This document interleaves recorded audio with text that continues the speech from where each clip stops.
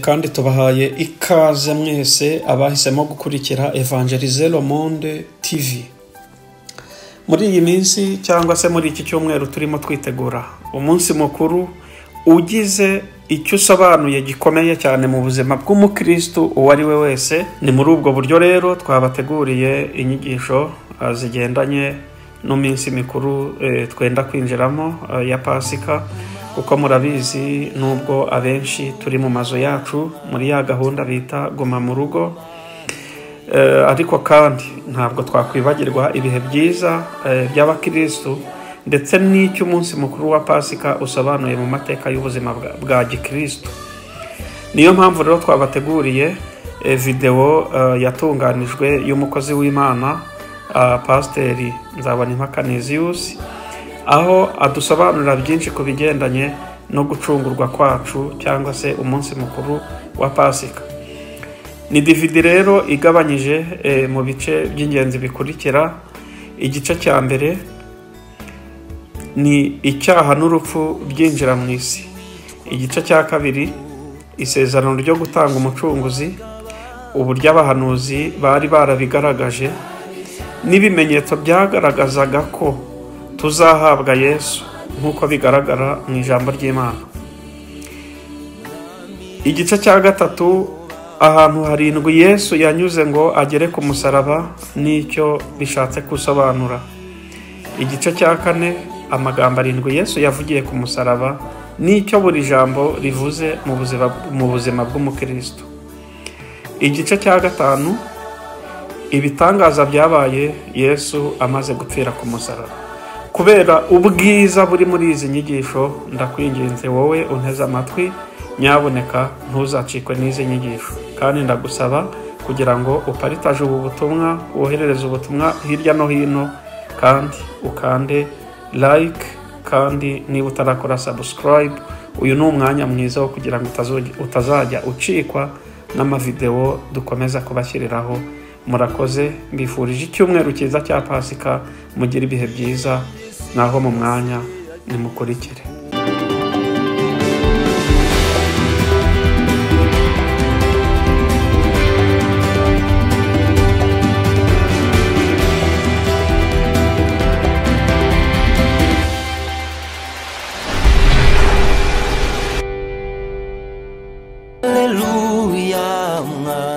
Ndabaramukije bene data mwese mukunda umwami wacu Yesu Kristo kandi mumwizera nk'umwami n'umukiza w'abari mu isi bose.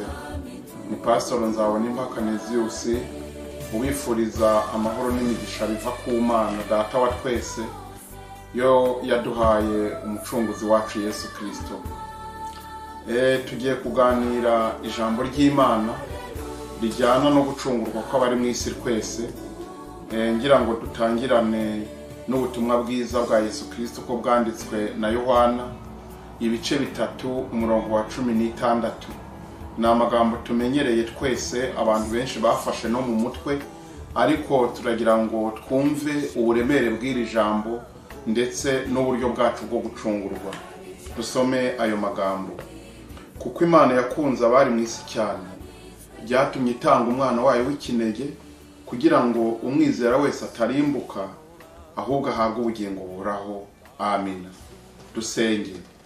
Uwiteka Mana nyiricyubahiro, turagushimira kuri Imana ishobora byose.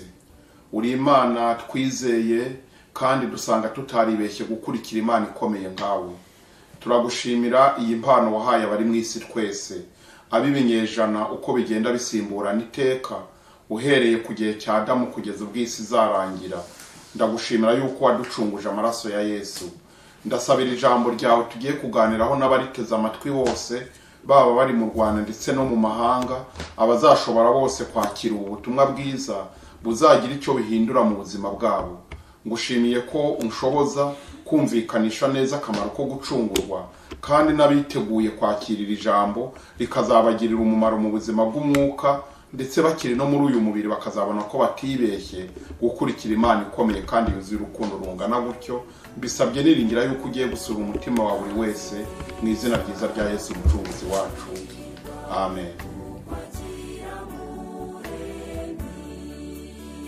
Izuba ryo ryahise riho reka rero twinjire mu isomo ryacu nyirizina duhereye ku magambo y'ibanze.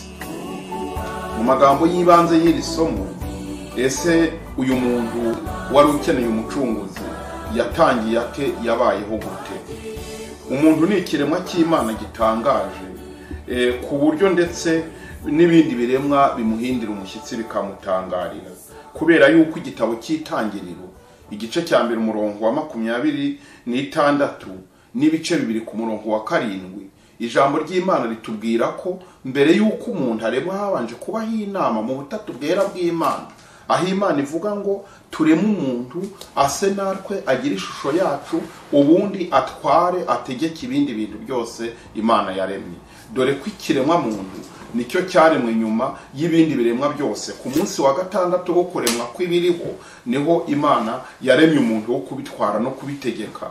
Bisa naho Imana imweguriye ubutware bukomeye, ndetse umugaragu w'Imana Dawidi niwe wigeze yandika aravuga ngo yari igiye kumugira nk'Imana haburaho hato.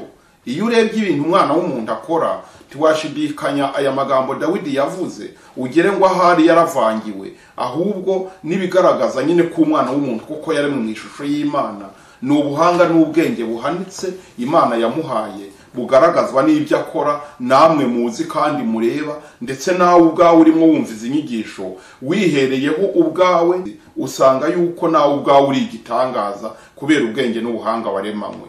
Nubwo tudakora bimwe, abantu bose yagiye ibaha ubushobozi n'ubwenge n'ubuhanga bwabo bwihariye uko buzuzanya mu isi. Iki kiremwa rero cy'Imana kinejeje gitangaje, Imana imaze kukirema yagishyize mu ngobyi cyangwa mu busitani bwa Edeni, aho umuntu yari afitiye amahirwe y'umwuka ndetse n'ay'umubiri. Imuha inshingano zo kurinda iyo ngobyi nziza yamushyizemo, imuha inshingano yo kuyubaha no kugendera mu mabwiriza n'amategeko y'Imana.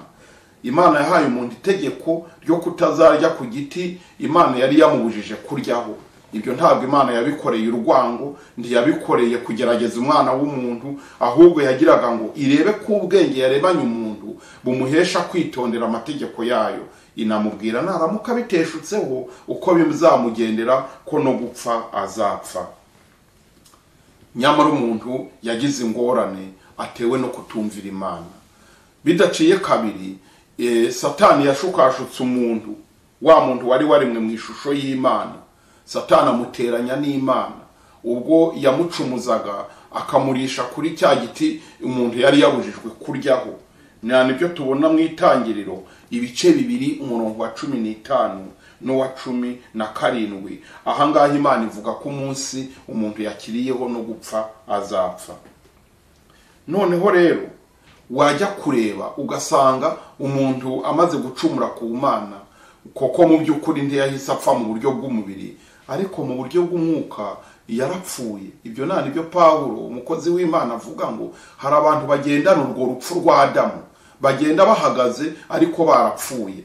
Iyo usomye mu rwandiko yandikiye Abaefesi igice cya 2 uhereye ku murongo wa 1, bivuga ngo abantu bose batarakizwa ngo bemere Yesu watanze ubuzima bw'iteka nyuma y'urupfu rwe rwo kumusaraba, nguko tuza kubireba, uwo muntu abapfuye ahagaze.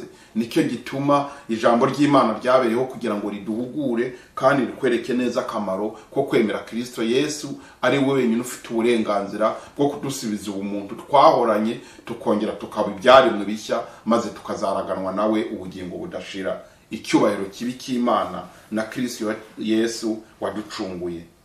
Bavandimwe rero, ubwo umuntu abaracumuye, amaze gucumura, icyaha cyazaniye umuntu ingorane zigeze kuri 3. Ubwa mbere cyamwambuye ya shusho nziza y'Imana. Ubwa kabiri cyamwambitse ubusa, ubwo aritangariza ngo nabonye nambaye ubusa rwose njya kwihisha. Ubwa gatatu cyamukuye mu mucyo kimujyana mu mwijima, aho yagiye kwihisha amaso y'Uwiteka Imana. Ubwo umuntu yagize ipfunwe atewe n'icyaha, atangira kwiremera ibicocero kugira ngo arebe yuko yahisha isoni z'ubwambure bwe. Tubibona mu bice 3 umurongo wa 7. Nyamara nubwo biremeye ibicocero, ntabwo byashoboye rwose kubahingura imbere y'Imana badafite isoni. Uko ni nako gukiranuka kw'abantu gushingiye ku mirimo itegetswe n'amategeko niko Bibiliya ibitwereka, kudashobora gutuma abantu bahangara kwegera Imana ngo nuko bakora ibikorwa byiza by'indashyikirwa. Hariho ikindi kiba gikwiriye kugira ngo duhangare kwegera Imana, ari nacyo tugiye kubona mu kanya. Iyo dusomye mu gitabo cy'umuhanuzi Yesaya ibice 62 umurongo wa 6, ubwo hatubwira yuko ntawe ukiranuka n'umwe, n'ibyo twagerageje gukiranuka imbere y'amategeko ngo bimeze nk'ubushwambagara bufite ibizinga. Uko ni kwa gukiranuka k'umuntu yihimbira ubwe atabinyujije muri Kristo Yesu. Ari nacyo cyateye Yesu kuvuga ngo ninjye nzira n'ukuri n'ubugingo, ndimuhanyanyaze mwirwariza, ntawe ushobora kujya kwa Data ntamujyanye. Haleluya. Yesu niwe wenyine ufite uburenganzira bwo kutugeza ku Mana, akatugarurira ishusho y'ubwiza twatakaje mu Edeni ubwo abakurambere bacu bacumura. Umuntu atangira gutinya Imana rero yari imutunze kandi yari inshuti y'Imana. Umuntu arayihunze, imugendereye ngo irebe yuko yamugarura, isanga yavuye mu bwiza bw'Imana. Atahwa n'ubwoba, aburi yava n'iyajya, asigara ateye agahinda, ari uwo kugirirwa imbabazi. Imana ishimwe ko ari umutunzi w'imbabazi. Izo mbabazi z'Imana rero n'umuteguro wayo wo kuzadukiriza mu mwana wayo Yesu Kristo dutangira kubona aho ngaho mu Edeni nyirizina. Imana ibonye yuko ibyo umuntu yiremekanyirije ngo ahishe isoni z'ubwambure bwe bidahagije, imuremera imyambaro mu mpu. Bivuga ngo ntabwo uruhu rwari kuboneka nta maraso yamenetse.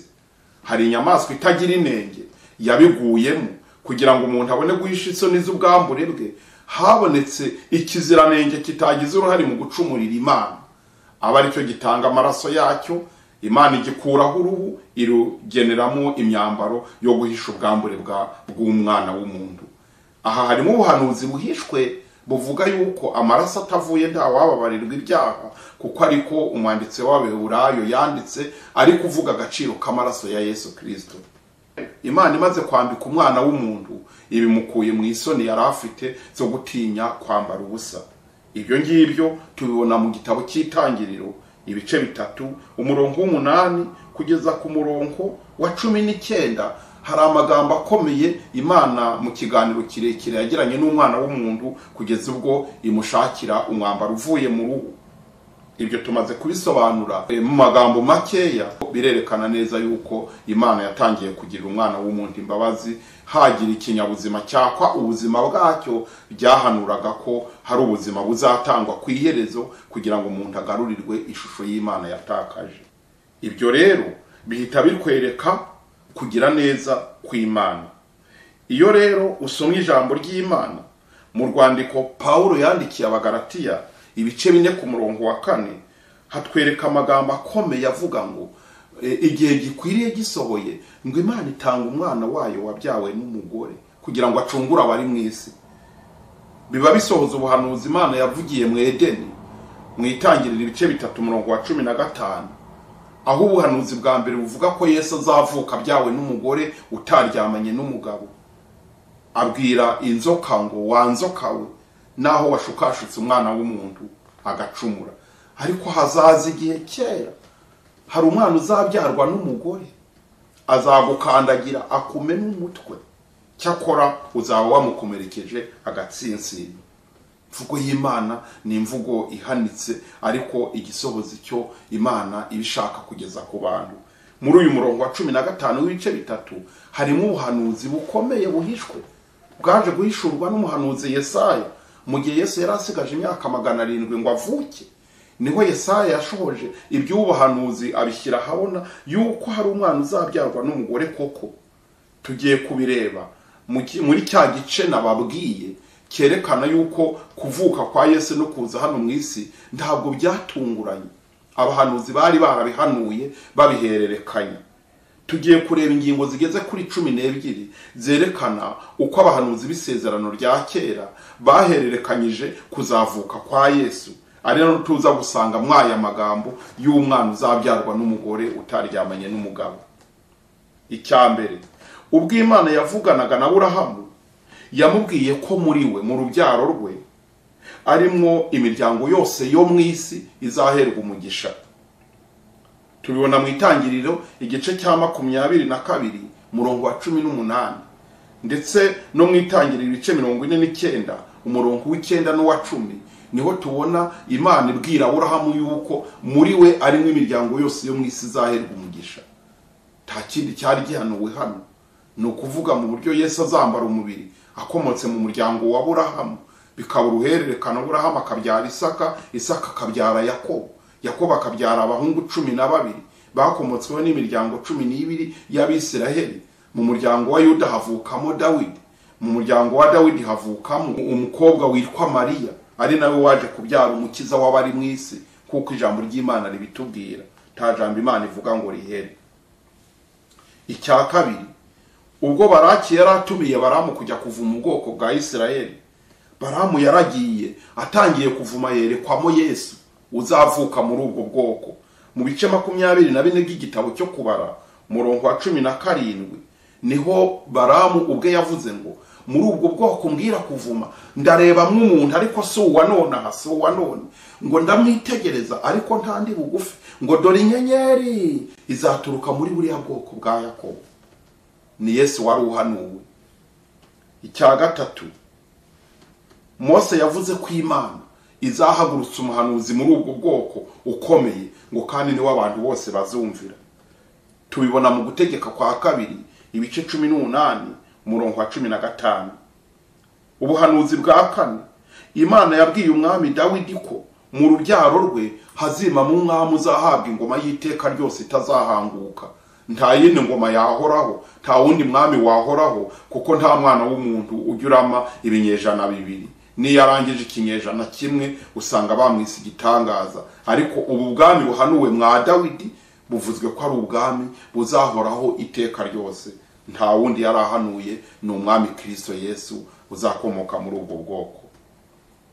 Ubuhanuzi bwa gatanu bwahanuwe n'umukurambere Yobu. Mu bakiranutsi babayeho bubashye Imana mu gihe cyose no mu byago no mu makuba, Yobu avugwamo. We rero ari mu mibabaro ye yeretswe Yesu, maze arabihanura mu bice 19 umurongo wa 25 ahagira ati, ngewe ubwanjye namenye ko nzi yuko umucunguzi wanjye ariho, kandi amaherezo azahagarara mu isi. Ati kubera uwo mucunguzi uruhu rwanjye nirumara kora bizampesha kureba Imana afite umubiri muzima. Muri ubwo buhanuzi bwa Yobu yarahanuyemo ibintu bikomeye cyane bibiri. Icya mbere yarahanuye ko hariho umucunguzi uzaba hakambara umubiri akaba mu isi agacungura abantu, ariko yaranahanuyemo umuzuko. Kubera uwo mucunguzi azahesha abantu bapfuye bamwizera kuzuka binjire mu buzima bw'iteka ryose. Ibi byahanuwe na Yobu. Ubuhanuzi bwa gatandatu, umuhanuzi Yesaya yahanuye Yesu ko azavuka akabyarwa n'umwari utaryamanye n'umugabo, kuko twigeze tubikomozaho. Ubisome mu bice 7 bya Yesaya umurongo wa 14. Kandi Yesaya yamuhanuye avuga ko ari igitangaza, ko ari umugenama, ko ari Imana ikomeye, ko ari data wa twese uhoraho, ko ari umwami w'amahoro. Bamwe bavuga ngo Yesu ntitukamwita Imana, kandi we yihamya, n'ijambo ry'Imana rimuhamya, n'umwuka wera muhamiririza, n'Imana data wa twese muhamiririza. Nta mpamvu rero twakwirengagiza ngo dusimbuke aya magambo ngo nuko hari abanyamadini cyangwa hari amadini atemera ko Yesu ari umwana w'Imana.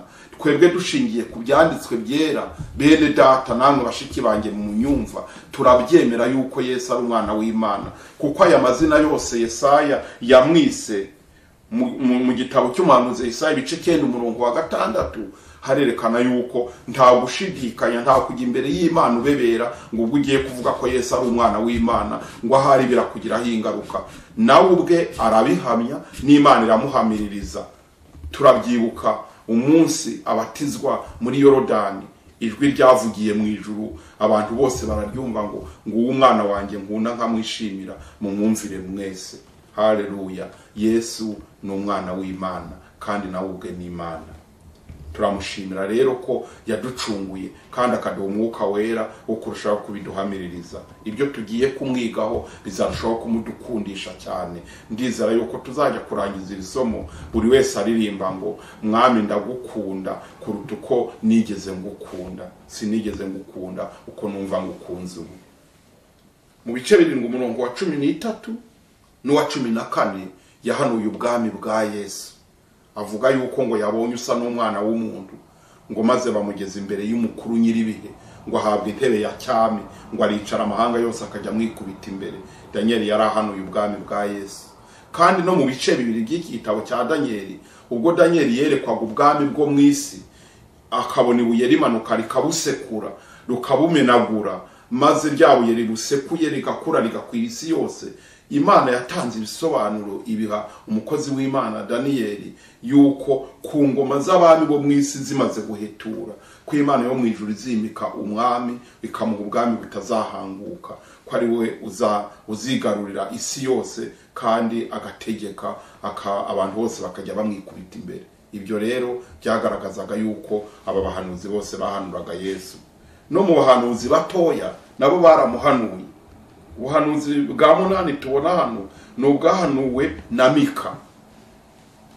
Mu bice 5 umurongo wa 2 aravuga ngo nawe Betelehemu nturi mutoya mu midugudu yose ya Yuda, kuko umukiza wari mu isi azavukira muri wowe. Mika abahanuye yuko Yesu azavukira muri Betelehemu rwagati. Ubuhanuzi bwa 9 bwahanuwe na Hoseya ubwo yamuhanuraga yuko azahungira mu Egiputa, kandi uko niko byagenze mu gihe Yesu yavukaga. Herode ashaka kumwica yahungiye mu Egiputa kugira ngo ibyo umwami Imana yavugiye mu kanwa k'abahanuzi bayo bisohore rwose. Noneho ibyo wabisoma muri Hoseya ibice 11 umurongo wa 1. Zakariya nawe yaramweretswe yinjira mu rusengero i Yerusalemu ahetswe n'indogobe n'icyana cyayo, nk'uko tubibona mu bice 9 umurongo w'9 mu gitabo cy'umuhanuzi Zakariya.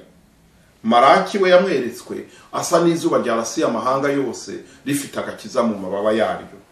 Nibyo yavuze mu bice 4 umurongo wa 2.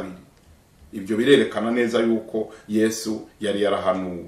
Mbere yuko twinjira mu isezerano rishya, twabura kuvuga ko igihe cy'isezerano rishya cyenda kurangira, umusaza Simiyoni wari ushaje cyane atubwira ko yari yarabwiwe n'umwuka wera ko atazapfa ngo ave mu mubiri atarabona agakiza Imana iteguriye abari mu isi.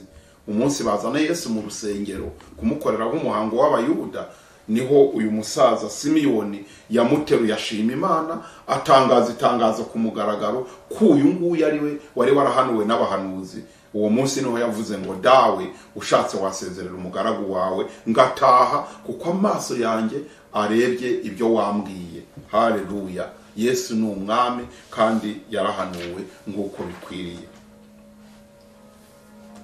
Ikindi gice cya 2 kigize iyi nkuru yo kureba cy'abahanuzi bavuze kuri Yesu kigizwe n'ibyo kwita amashusho yashushanyaga uko Yesu azabaho. Ishusho ya mbere yashushanyaga Yesu na Adamu. Adamu wa mbere niko Bibiliya ivuga mu rwandiko Paulo yandikiye Abakorinto igice cya 15, Adamu wa mbere yazanye urupfu, Adamu wa nyuma azana ubugingo. Kubera iki twagereranya Adamu na Yesu? Nuko kuri Adamu wa mbere hakomokwaho n'ubugingo bw'umubiri, kororoka kw'abantu bivuye kuri Adamu. Kuri Yesu hagakomokwaho n'ubugingo bw'iteka ryose nyuma yo gucungura umwana w'umuntu.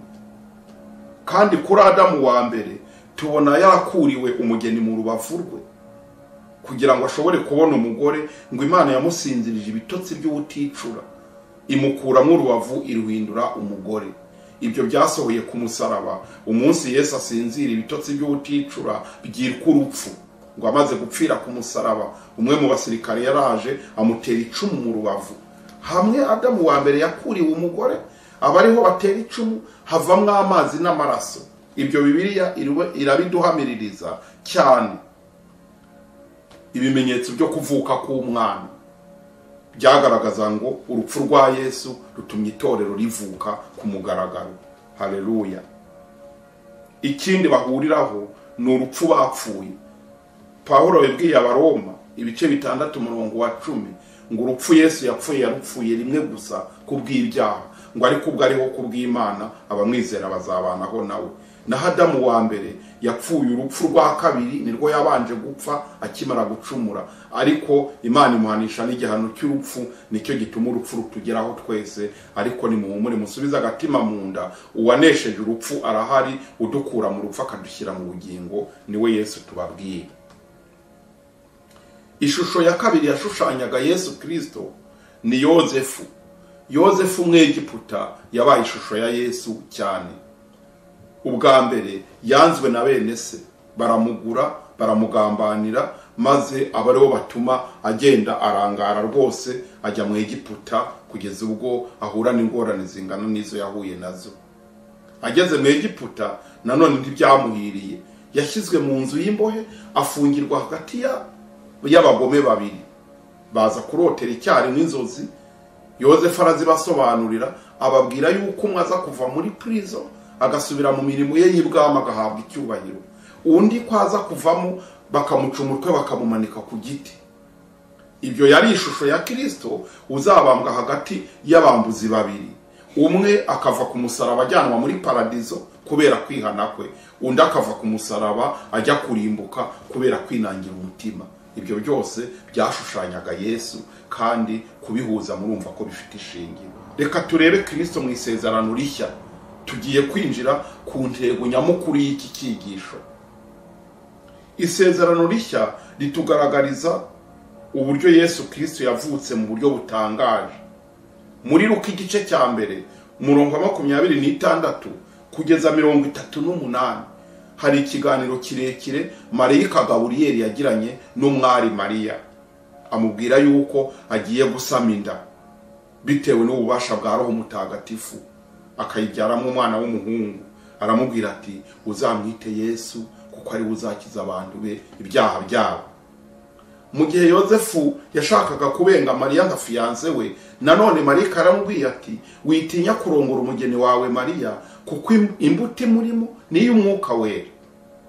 Ngo Yozefu akangutse amenya ko ari Marayika w'Umwami Imana uvuganye nawe, arongora umugeni we, ngo icyo akora ntibaryamana wa mwana ataravuka, ngo kugeza ubwo aho yabyariye umwana akamwita Yesu.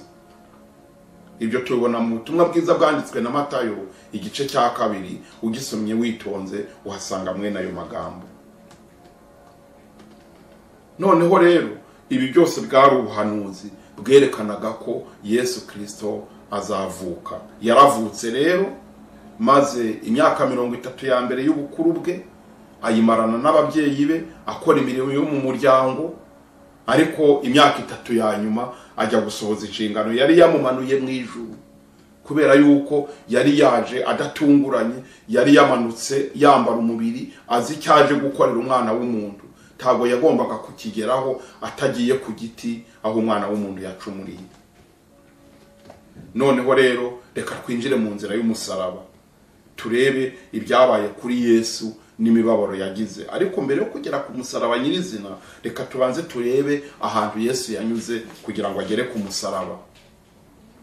Yesu avuye i Galilaya, kuko yarerewe i Nazareti. Avuye i Nazareti yagiye i Galilaya, ahahamagara intumwa ze 12 muri Kaperinawumu hose, ahakorera imirimo n'ibitangaza bitandukanye, kugeza ubwo yatangiye inzira y'umusaraba ayitangiriye i Yerusalemu. Ari naho hambere yateye intambwe mu ntambwe ndwi tugiye kureba umwami yateye kugira ngo aducungure. Kugira ngo Yesu agere ku ntego yo gukiza abantu, yaciye mu mibabaro ikomeye. Turarebera hamwe rero ahantu 7 yanyuze kugira ngo aducungure. Ahambere ni Yerusalemu. Ese aha hantu yagiye hakorera iki? Nibyo tugiye kureba n'icyo bitumariye nk'abakunzi b'umwami Yesu. Yerusalemu, aha niho Yesu yasangiriye n'abigishwa be ibya Pasaka. Ni naho kandi yatangiye umurage w'ifunguro ryera, agira ati ko muzajya murya uyu mutsima mukamwera ku gikombe, muzajye mwibuka umubiri wanjye n'amaraso yanjye bigiye kubatangirwa. Ubutumwa bwiza bwa Yesu ko bwanditswe na Luka ibice 22 umurongo wa 19.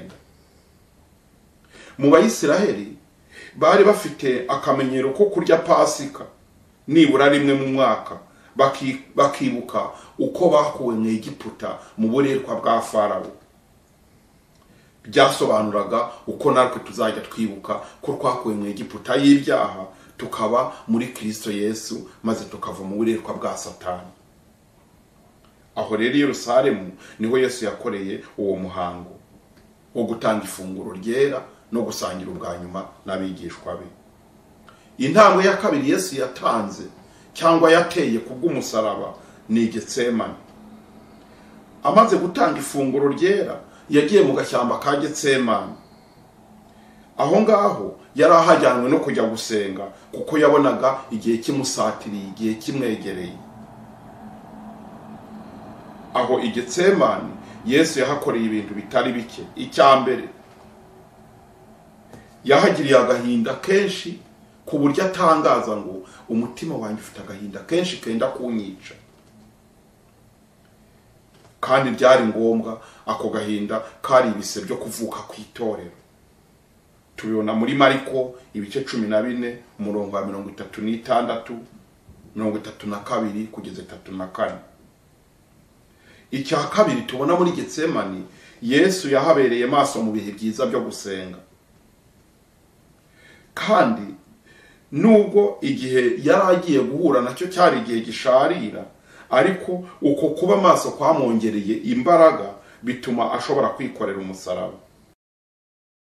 Nibyo tubona muri Mariko ibice 14 umurongo wa 35 n'uwa 36. Cya gatatu cyabereye Getsemani, kubwo gusenga no kuba maso no kwinginga kwe, niho tubona marayika w'Imana amanuka kumwongerera imbaraga amusanze muri ako gashyamba. Luka ibice 22 umurongo wa 43 n'uwa 44. Ahangaha turakura mu icyigisho kivuga ngo iki: niko natwe abizera Kristo Yesu Imana idusaba kuba maso no kumwegera dukomeje, kugira ngo tutagwa mu moshya tukagwa mu mitego. Ntabwo turusha Yesu imbaraga, wakeneye gufashwa na marayika w'Imana ngo amwongerere imbaraga. Mu makuba yacu, mu bigerageza byacu, tuba dukwiriye kwegera Imana cyane kuruta no mu bindi bihe, kugira ngo ibyo duhuye nabyo, izo ngorane duhuye nazo zitaza kudutandukanya n'umusaraba, zikadutandukanya n'urukundo rw'Imana. Birasaba ko twegera Imana, kandi Bibiliya ikaduhumuriza itubwira ngo nitwegera Imana nayo izatwegera. Uko itahanye umwana wayo ikamwoherereza marayika kuza kumufasha no kumuha imbaraga, niko natwe itazaduhana, izakongerera imbaraga. Icyubahiro kibi cy'Imana. Aho rero Getsemani tuhabona ikindi kintu cya kane cyahabereye, nuko ariho tubona igitero kije gufata Yesu Kristo umwami wacu, kugira ngo gitangire kumuzengurukana mu bibabaro yagize tugiye kureba. Aho rero Getsemani twavuze ko ari intambwe ya kabiri Yesu yari ateye mu nzira y'umusaraba. Intambwe ya gatatu, Yesu mu rukiko rw'Abayuda kwa Kayafa. Bamuteje intambwe ya gatatu bamwerekeza mu rukiko rw'Abayuda, rwari ruhagarariwe n'uwitwa umutambyi mukuru Kayafa, wari ukuriye ubwoko bw'Imana mu butambyi muri icyo gihe, nubwo iby'ubutambyi byasaga n'ibyacyuye igihe ntibabimenye. Bageze kwa Kayafa, hari ibintu tubona byahabereye. Ibyo bintu byahabereye nibyo tugiye kureba icyo bishaka kutwigisha k'abakunzi ba Yesu. Yesu ahageze bamuciriye urubanza rwo gupfa, nk'uko tubibona muri Matayo ibice 26 umurongo wa 66. Uru rubanza bajya kuruca, hari amategeko atatu akomeye yagengaga urwo rukiko. Mu gitabo cy'amategeko mpanabyaha barayirengagije. Irya mbere, hagombaga kuboneka abahamya babiri bavuga amagambo ahuye, bemeza yuko uwo bagiye gucira urubanza ko hari abatemwe, hari abahamya babihagazeho ibyo yakoze. Iryo ryari itegeko ryo muri urwo rukiko rw'Abayuda. Itegeko rya kabiri, cyaraziraga gucira umuntu urubanza bashingiye ku magambo yivugiye ubwe, ngo bajye kumushakamo ibirego ubwe, kubera yuko iyo yari tortire, kwari ukumushinyagurira. Ariko kuri Yesu ayo mategeko barayishe. Itegeko rya gatatu, bagombaga kugira umunsi umwe banyuzamo hagati igihe umunyabyaha cyangwa uregwa ahagereye ntibamuciraga urubanza ku kanya kugira ngo bataza kuruca mu mujinya w'abaje kumurega. Byatumaga banyuzamo umunsi umwe wo kubanza kureba neza yuko ibyo uregwa avugwaho ari ukuri. Ayo mategeko yose uko ari 3 bayishe uwo munsi mu rubanza rwa Yesu. Cyari ngombwa ngo Yesu apfe, ariko babigizemo uruhare rukomeye, bagomera Imana, bagomera n'urukiko, bica amategeko 3 mu kigize cyangana. Kubera yuko nta bahamya babiri babonetse, n'ababonetse ntibavuze amagambo ahuye mu gihe bagombaga kuvuga amagambo ahuriye hamwe. Ariko muri Yesu siko byagenze. Haje abashinja b'inyuma bavuga amagambo adahuye, nk'uko tubibona muri Mariko ibice 14 umurongo wa 57 kugeza 59. Iri tegeko bararyishe. Tegeko rya kabiri bashingiye ku magambo Yesu yivugiye, abariho umutambyi ari nawe mucamanza ashingira avuga ngo akwiriye kwicwa. Tegeko rya gatatu baryishe kuko batanyujijemo wa munsi mwo hagati ngo niba yaje ejo bazaruce ejo bundi, ahubwo baruciye ako kanya izuba rikiva bahera ko bararurangiza. Ibyo rero byatumye bica amategeko y'urwo rukiko. Mu rupfu rwa Yesu hari ibyo birengagije. Bavandimwe, dukwiye kwiga neza amagambo y'Imana kugira ngo tumenye ibyabaye ku mucunguzi wacu byose ko bikurikirana, bitume turushaho kumukunda. Imana ihabwe icyubahiro. Ibindi nabyo turakomeza kubyiga mu kanya nyuma y'aka karirimbo.